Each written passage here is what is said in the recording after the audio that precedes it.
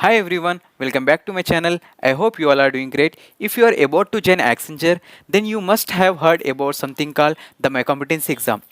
Many new joiners are confused. What exactly is the My Competency exam? ये exam कैसा होगा? क्या ये एग्ज़ाम डिफ़िकल्ट होगा या इजी होगा? और इसका पैटर्न कैसा होगा? और इस एग्ज़ाम में पास होने के लिए प्रिपरेशन कैसा करना चाहिए? ये सब कुछ मैं इस वीडियो में आपको डिटेल में बताऊंगा.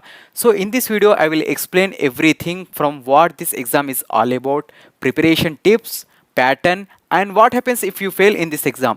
सो मेक श्योर आप ये वीडियो एंड तक ज़रूर देखना और मेरे चैनल को सब्सक्राइब करना.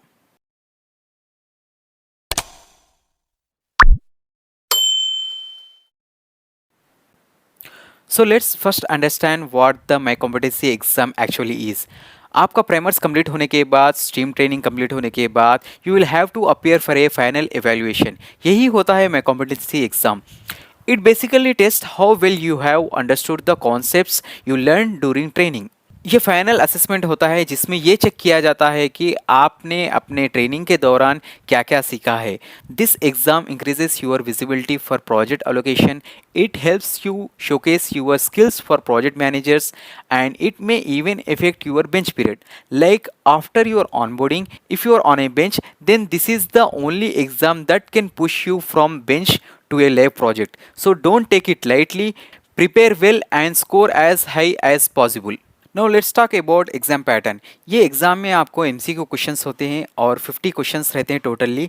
और जब आपका रिजल्ट आता है तब वो एग्ज़ाम के रिजल्ट में आपको स्कोर्स और मार्क्स नहीं दिखाई देते हैं. उसमें आपको प्रोफिशिएंसी लेवल्स दिखाई देते हैं, जैसे कि P1, P2, P3, P4, P5. ये 5 प्रोफिशिएंसी लेवल्स होते हैं और आपको इसमें P2 प्रोफिशिएंसी लेवल लाना ज़रूरी है.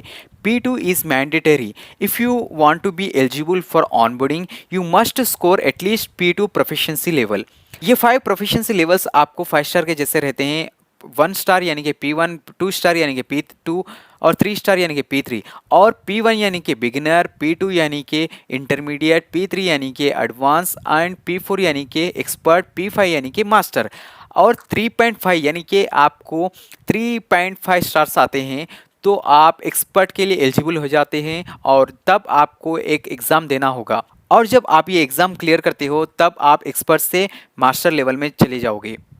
मेरा बेस्ट एडवाइस यही है कि आपसे आप कोशिश करिए कि P3 आए, क्योंकि P2 से तो आप किसी भी हाल में ऑनबोर्डिंग हो जाओगे. P3 आने से आपका बेस्ट इंप्रेशन होगा. जब भी आप बेंच पर होगे आप प्रोजेक्ट के लिए सर्चिंग में होगे और एक फॉर एग्जांपल एक प्रोजेक्ट में एक रिसोर्स अवेलेबल है और वो मैनेजर आपका प्रोफाइल ओपन करता है. सबसे पहले वो आपका प्रोफिशिएंसी लेवल चेक करता है. इसीलिए मैं बोल रहा हूँ कि P3 आने पर आपका बेस्ट इंप्रेशन होगा और आपको अपॉर्चुनिटी ज़्यादा मिलेगी. Now let's talk about preparation part. Go through your stream training again and especially pre-quizzes, post-quizzes and practice sections. और एग्ज़ाम से पहले आप स्ट्रीम ट्रेनिंग एक बार अच्छे से देख लें, उसके मॉड्यूल्स जो भी है आप उसको पढ़ लें और प्रैक्टिस करें, क्योंकि माई कॉम्पिटेंसी एग्ज़ाम में क्वेश्चंस जो भी है स्ट्रीम ट्रेनिंग से ही आते हैं. तो अगर आपको P2, P3 स्कोर करना है तो आप स्ट्रीम ट्रेनिंग फिर से पढ़ें, फिर से देखें. एक एग्ज़ाम से पहले किसी भी हाल में एक बार ट्राई करें उसको रिवाइज़ करने का. एग्ज़ाम में आपको बेसिक डिबगिंग क्वेश्चंस होते हैं और आपको टी कोड्स, जैसे कि SAP वालों के लिए T codes, basic debugging questions और ऐसे बहुत सारे क्वेश्चंस होते हैं. जो भी आपने स्ट्रीम ट्रेनिंग में पढ़ा है वही आते हैं. What happens if you fail in this exam? अगर आप इस एग्ज़ाम में फेल हो जाओगे तो आपके पास 3 या 4 री अटेम्प्ट्स होंगे और वो 3 या 4 री अटेम्प्ट्स में ही आपको किसी भी तरह एग्ज़ाम क्लियर करना होगा. So that's it for today's video. Thank you for watching and all the best for your My Competency exam. And if you have any queries related to Accenture, then feel free to drop a comment and let's meet in another video.